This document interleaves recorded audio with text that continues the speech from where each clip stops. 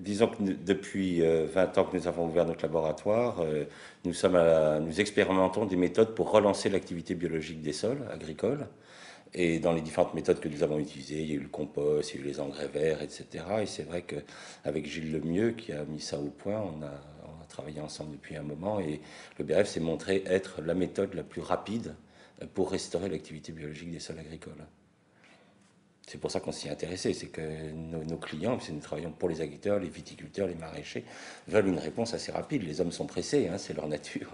Si vous leur dites, bon, bah, d'ici 10 ans, ça ira mieux, bon, ils aimeraient que ça aille plus vite. Et c'est vrai que le BRF fait partie de la méthode la plus rapide que nous ayons expérimentée.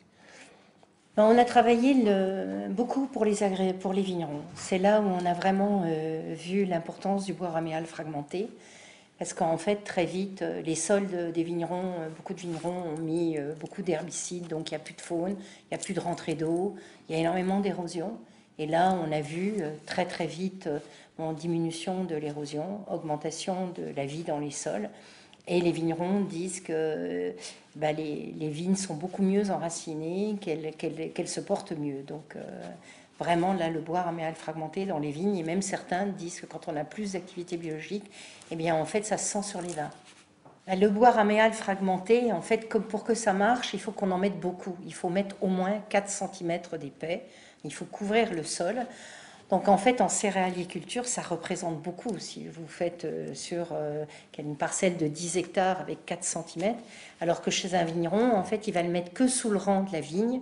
Donc en quantité, on en a moins. Ça marche très bien pour les arboriculteurs, ça marche très bien pour le maraîchage.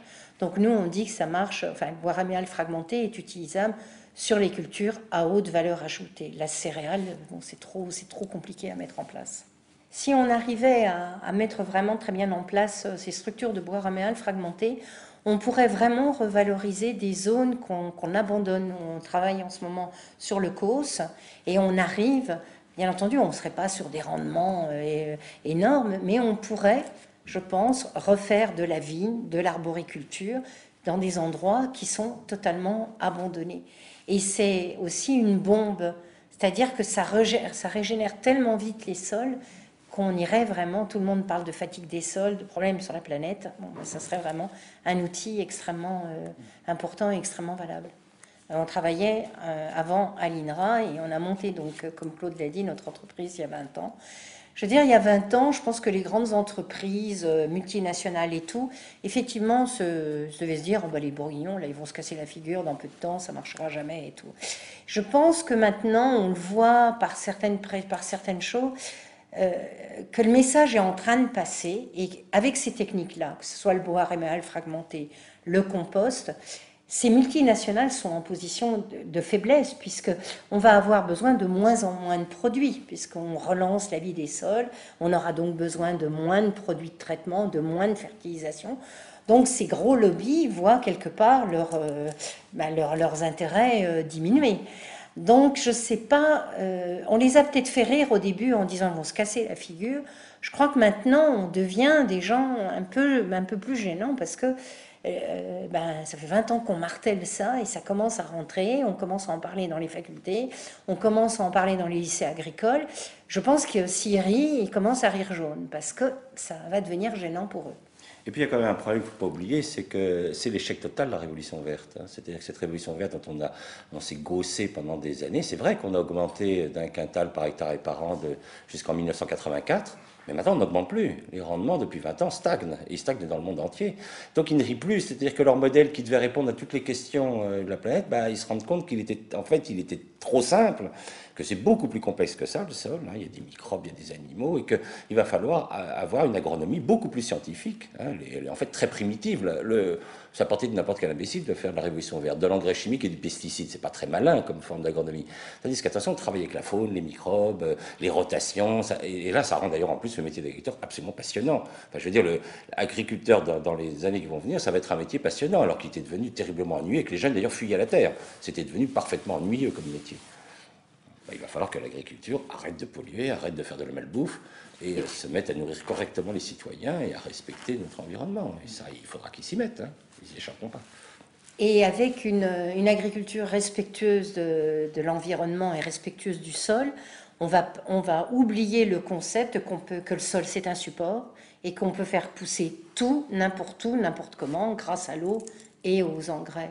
Donc là, je pense qu'on va redéfinir des vocations de sol comme c'était autrefois, comme les paysans le disaient autrefois, mais avec quelque chose, non, on ne va pas retourner à l'âge de pierre, mais avec notre connaissance, connaître la capacité d'un sol à produire de façon durable, sans rajout d'intrants, parce qu'en fait, ce sol sera fait pour ça. Nous, on explique à nos clients, des fois les clients disent, moi j'ai un mauvais sol. Qu'est-ce que ça veut dire un mauvais sol?